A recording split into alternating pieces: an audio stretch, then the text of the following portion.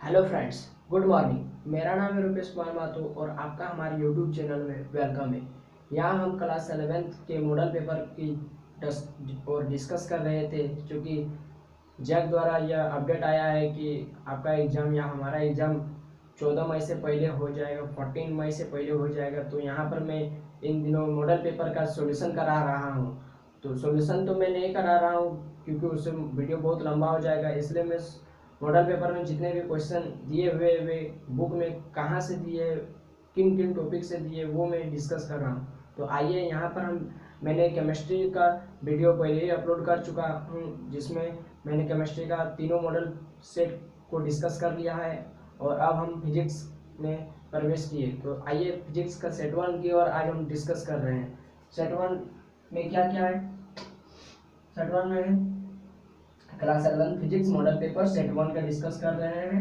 ठीक है, most important topic जो आपका मॉडल पेपर में दिया है, क्या दिया है? पहला, यूनिट एंड इट्स कैरेक्टरिस्टिक्स।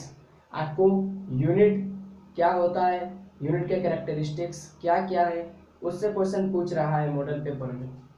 फिर आपको dimension formula of any constant. आपको डायमेंशन फार्मूला तो पूछ रहा है, लेकिन डायमेंशन फार्मूला किसका पूछ रहा है? गौर कीजिए, डायमेंशन फार्मूला किसी कांस्टेंट का पूछ रही है, इसलिए आप dimension formula, Planck's constant, gravitational constant या रिडबल कांस्टेंट, ये सब याद कर लीजिए। आपका मॉडल सेट 1 में ग्रेविटेशनल कांस्टेंट का डायमेंशन फार्मूला पूछा है। ठीक है, फिर लाइट ईयर एंड पार्सेक, नहीं, 3 number, same dimension formula of any pair. आपका फिर क्वेश्चन पूछ रहा है कि आपको चार गो ऑप्शन में आपको डायमेंशन फार्मूला का पेयर पूछ रहा है कि किस, चार को ऑप्शन दे दिया, उसमें क्वांटिटी दे दिया है और पूछ रहा है कि दोनों किस पेयर का डायमेंशन फार्मूला सेम है, यानी किन दो क्वांटिटी का डायमेंशन फार्मूला सेम है। तो इस तरह आप देख लीजिए कि वैसा सेम वाले डायमेंशन फार्मूला वाले क्वांटिटी कौन कौन है। फिर आइए, light year, parsec and astronomical unit. फिर आपको लाइट ईयर से क्वेश्चन पूछ रहा है, एस्ट्रोनॉमिकल यूनिट से क्वेश्चन पूछ रहा है और पार्सेक से पूछ रहा है, ये सबसे ऑब्जेक्टिव पूछ रहा है। तो ये सब क्या है? डिस्टेंस का यूनिट है, अलग अलग यूनिट है, डिस्टेंस को मेजर किया जाता है। तो यहाँ से क्वेश्चन पूछ रहा है, मॉडल पेपर में दिया है। ठीक है, फिर टॉर्क से क्वेश्चन पूछ रहा है। टॉर्क तो आप पढ़े होंगे कि जो कपल फोर्स होता है, जो दोनों तरफ से, जब वो आप एक तरह से उसको फोर्स नहीं लगा सकते, आपको दोनों तरीका से फोर्स लगाना पड़ेगा, क्लॉकवाइज एंड एंटी क्लॉकवाइज। जितना भी रोटेशनल मोशन होता है सब क्या होता है? टॉर्क के द्वारा होता है। उसमें फोर्स नहीं लगता, उसमें उस समय फोर्स का नाम बदल कर हो जाता है, टॉर्क हो जाता है। तो इस तरह आपको टॉर्क से क्वेश्चन पूछ सकते हैं। बेसिक क्वेश्चन पूछ रहे हैं, ज़्यादा आपको डीपली पढ़ने की जरूरत नहीं है। फिर आपको दिया है स्लोप एंड एरिया से। आपको पूछ रहा है कि स्लोप निकालना है वेलोसिटी टाइम का। आपको फिर एरिया पूछ सकता है कि फोर्स डिस्प्लेसमेंट का एरिया क्या देता है।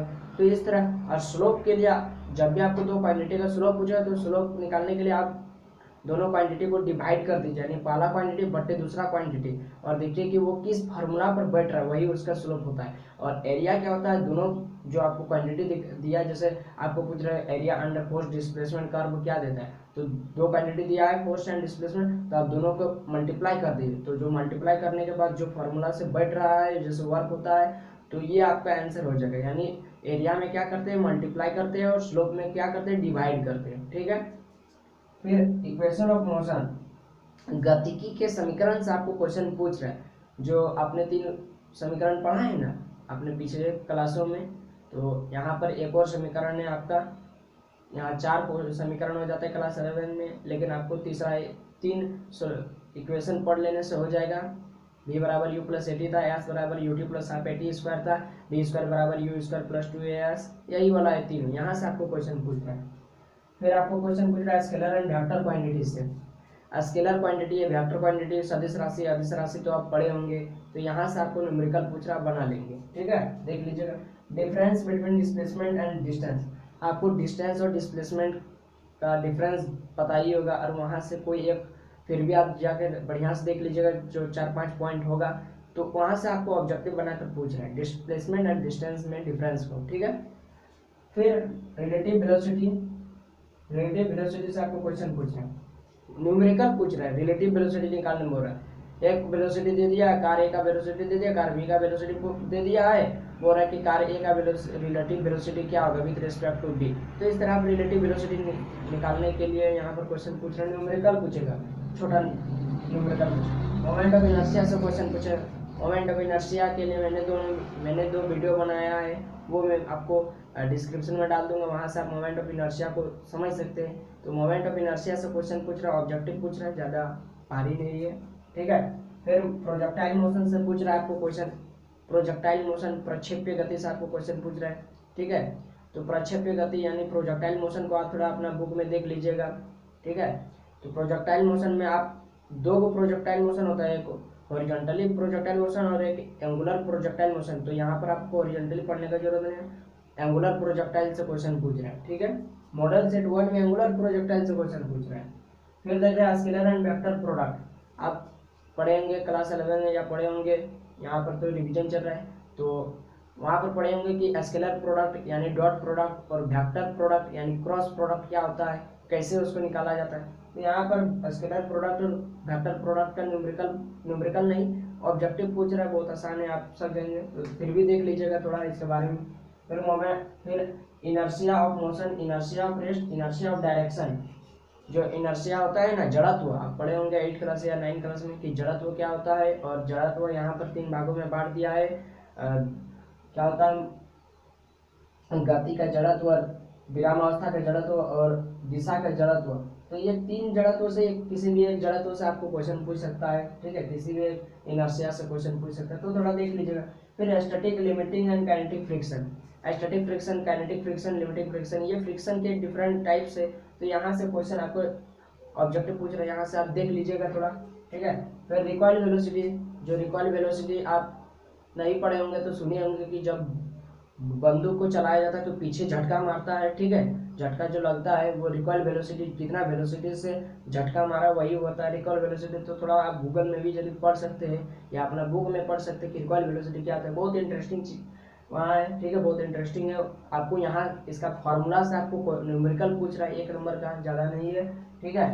तो थोड़ा देख लीजिएगा। और F बराबर ma बेस्ड क्वेश्चन, यानी आप तो F बराबर ma तो बचपन से पढ़े होंगे। तो वहाँ पर आपको मान लेते हैं आपको फोर्स दे दिया, मास दे दिया, एक्सीलरेशन निकालने बोल रहा है, सेट 1 में इस तरह से दिया है, तो इस तरह कोई भी 2 दे देगा और तीसरा आपको निकालने बोलेगा, तो इसके बेस्ड क्वेश्चन आपको पूछना है, ठीक है, बना लेंगे। फिर सेंट्रीपिटल फोर्स, सेंट्रीपिटल अभिकेंद्रीय बल जो होता है, जो सर्कुलर बॉडी के जो सेंटर की ओर जो फोर्स लगता है, वो जो सेंटर की ओर फोर्स लगता है वो सेंट्रीपिटल फोर्स होता है, अभिकेंद्रीय बल आप पढ़े होंगे, तो थोड़ा उसको भी देख लीजिए। तो वहाँ से भी क्वेश्चन पूछ रहा है, यहाँ पर सेट 1 में डायरेक्ट पूछ दिया सेंट्रीपिटल फोर्स का फार्मूला क्या होता है, तो थोड़ा देख लीजिएगा, ठीक है। फिर मोमेंटम, मोमेंटम संवेग तो आप पढ़े होंगे, संवेग, ठीक है, तो संवेग से आपको ऑब्जेक्टिव पूछ सकता है। फिर kinetic energy and potential energy, kinetic energy and potential energy, तो यहाँ से क्वेश्चन आपको पूछ सकता है, थोड़ा देख लीजिएगा इसके बारे में भी। वर्क, पावर, न्यूमेरिकल्स पूछ रहे हैं, वर्क ऊर्जा और पावर मतलब शक्ति, तो यहाँ से आपको छोटा मोटा इसका फॉर्मूला से रिलेटेड क्वेश्चन पूछ सकता है न्यूमेरिकल। फिर आपको moment of inertia of circular ring disc और थिन रोड, आपको मोमेंट ऑफ इनर्शिया निकालने बोल सकता है। इस टॉपिक को बढ़िया से आप पढ़िएगा, ठीक है। और इसके लिए मैंने 2 वीडियो भी बनाया है, वो मैं डिस्क्रिप्शन में डाल दूंगा, ठीक है, वहाँ से आप इसको समझ सकते हैं। वहाँ पर मैंने सर्कुलर रिंग के बारे में मोमेंट ऑफ इनर्शिया बताया है और सर्कुलर डिस्क के बारे में डिफरेंट पार्ट्स में मोमेंट ऑफ इनर्शिया बताया, और फिर दोनों के मोमेंट ऑफ इनर्शिया का एक डिफरेंस वाला भी वीडियो बनाया कि दोनों का मोमेंट ऑफ इनर्शिया एक दूसरे से कैसे भिन्न है, कैसे अलग अलग है। तो उसके लिए मैंने 2 वीडियो बनाया है और एक डिफरेंस वाला, तो तीसरा, तो 3 टोटल वीडियो बनाया, उसको देख लीजिएगा, मैं डिस्क्रिप्शन में लिंक डाल दूंगा या प्लेलिस्ट में आपसे आप देख लीजिएगा।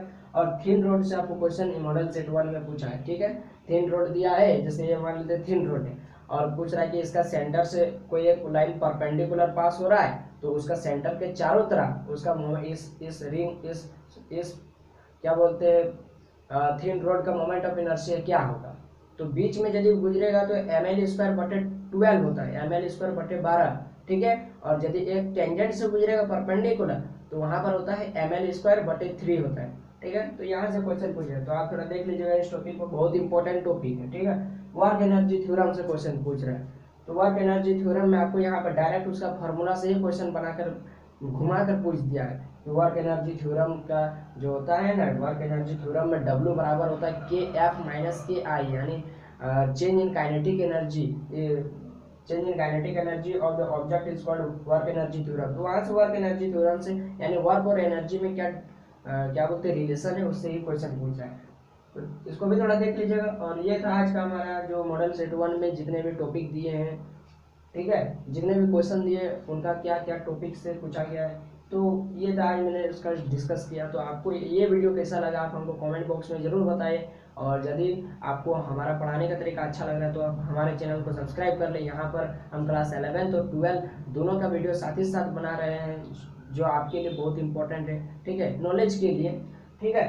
तो और यदि वीडियो थोड़ा भी आपको अच्छा लगा तो आप हमारे वीडियो को थोड़ा लाइक कर दे और ज़्यादा से ज़्यादा अपने दोस्तों में शेयर करें। क्लास 11 के लिए तो ये मोस्ट इंपॉर्टेंट वीडियो है। क्लास 11 जैक के स्टूडेंट जिनका अभी तक एग्जाम नहीं हुआ है उनको ज़्यादा से ज़्यादा शेयर कीजिए वीडियो को, ताकि उनको भी पूरा बुक पढ़ने की जरूरत नहीं है, केवल यही टॉपिक पढ़ लेंगे तो आपको बहुत ज़्यादा अच्छा नंबर आ जाएगा, ठीक है।